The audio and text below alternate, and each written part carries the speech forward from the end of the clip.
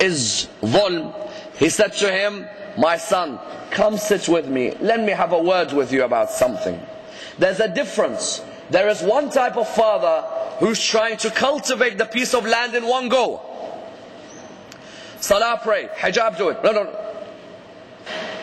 There's another type of father who's like, let's take this step by step.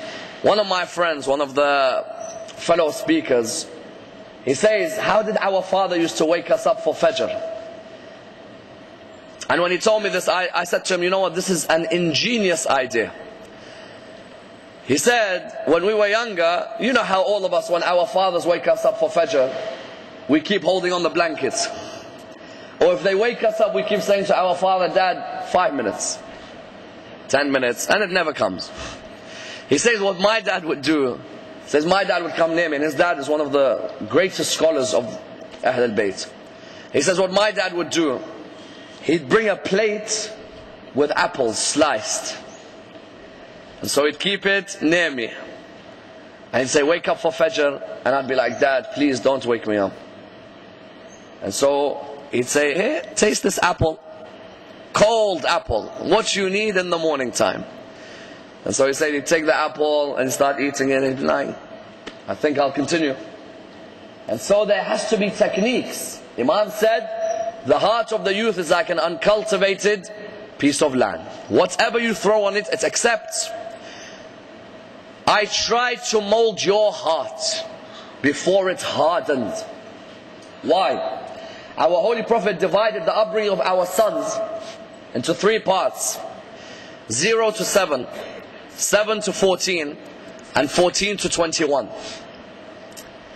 0 to 7, look how Pennsylvania State University comes up with a theory which Rasulullah has already examined. Pennsylvania State said there's caregiver, playmate, disengaged, disciplinarian. Rasulullah, when he examined this area, what did he say?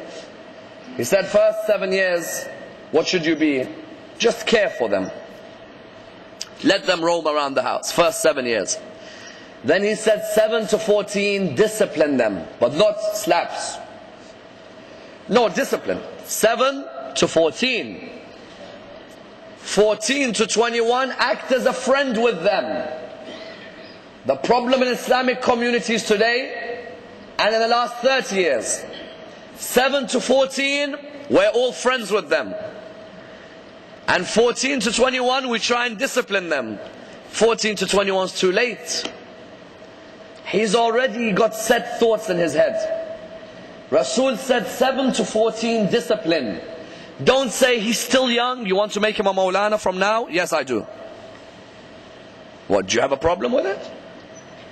I want her to wear hijab from now. You telling me she'll wear hijab in her own time, how do you know she's got time? How do you know? What makes you think she's got a certificate saying time? And nor do you come to her at the age of 9 and say to her, now you have to wear hijab. No. You should have began discussions with her when she's 6, 7. A person brings her a hijab as a present. A person alongside the hijab gives her a book about Bibi Zainab in Karbala. She feels that not only is the hijab part of her life, but it was part of the life of those who had come before her. 7, 8, 9. At 9, she knows the concept. Not at 9 I come to her after having said nothing to her for the first 8 years. Then I say to her, now where? Everything has to be taken gradually, but with advice. But for those who come and say that they're still young, do you know how many in the West can't even bring his daughter back now because she's opened herself up too much? Because he kept on saying she's still young, give her her own time. When she believes in it, then she comes. So why did you bring her in the world when you couldn't be bothered to make her submit? Why? You brought her in the world as a responsibility. You said, Ya Allah, you give me this child, I'm going to make sure she goes by Sharia. Then when your child comes and your daughter comes, you begin to say in her own time, when she believes it's correct. Like, do you know one of the most stupid things I have ever heard? Is when people come and tell me, I told her, don't wear hijab and then take it off. So for now, I'm telling her, keep off the hijab. When you're ready, wear it. What? So which planet are you living on? Don't wear hijab now because she might take it off. So when she's ready, she'll wear it. Allahu Akbar, that's a green card. Who are you to tell her that when you already wear it, I don't want you to wear it and then take it off? No, you wear it. Because what? When she was young and she would come near that packet of sweets or chocolates, you would insist that she doesn't eat. Why? Because of her teeth being affected. And however much she cried, you'd say to her, no, no sweets. She couldn't understand the wisdom then. A few years later, when her teeth were beautiful, she said, Dad, I understand why you told me I couldn't eat so many sweets when I was younger. When it came to the packet of sweets, we gave so much effort to make sure that the daughter didn't eat the sweets.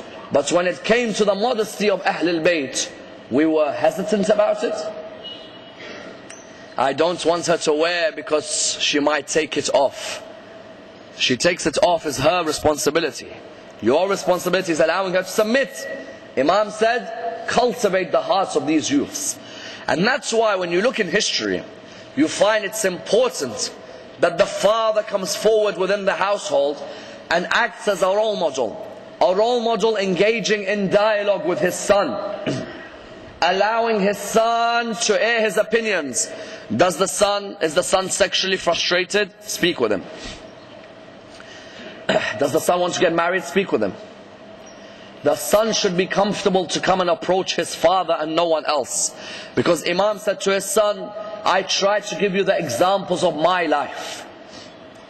What is hikmah? Experience.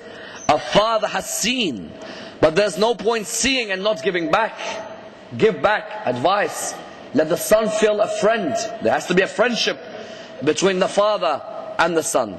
That's why when you look in history, you find that Islam focused so much on knowing who your father is for the son, that there was a need to know who the father is. Because you find in history that there were some people who went on later on to be enemies of Ahlul Bayt. And they didn't know who the father was at home. When his body was trampled on, when his body was laying on the ground and it was trampled on by the horses, 10 horses rode across his body. That's why when Mukhtar avenged his death, Mukhtar said, get me each one of them. What did they do? Each one of them said that we rode our horses across the body of Imam al-Hussein. Imam's body lying flat, and they rode their horses up and down his body. Mukhtar said, whose sons are you? They said, we do not know.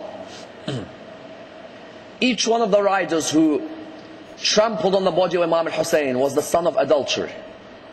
They didn't know who their fathers were. Likewise, Islam focused on this area, that a person needs to know their father in the same way the father has to know the son. When you look at Mao and Mussolini, and you look at people like Saddam, look at their relationship with their fathers and then see what came out. Abusive relationships, relationships of anger. And that's why they come out later on with emotional baggage. There's disgruntlement. And it shows that when there isn't a relationship between the father and the son, this is taken out. Let's continue. The continuation says, وَإِذْ قَالَ لُقْمَانُ لِإِبْنِهِ وَهُوَ يَعِظُهُ يَا بُنَيَّ لَا تُشْرِكْ بِاللَّهِ إِنَّ الشِّرْكَ لَظُلْمٌ عَظِيمٌ. The first piece of advice he gives him is, my son, don't commit shirk. Because shirk is the worst of sins, or the most oppressive of acts. You see, Ahlul Bayt would focus so much on trying to ensure that Tawheed was taught within the households. And that's why we find that before anything else is taught, Tawheed is the first essence in the religion of Islam. We find, for example, Amir al-Mu'mineen, in one of his famous battles, in the Battle of Jamal, someone broke out from the army And when they broke out from the army in the Battle of Jamal, they came towards Imam's army. And they said to him, they said, where is Ali ibn Abi Talib? The reply was, why? He said, I'd like to ask him a question. What's your question? He said, does Ali ibn Abi Talib believe God is one? Imam, his companion said, Ali ibn Abi Talib is in the middle of the battlefield.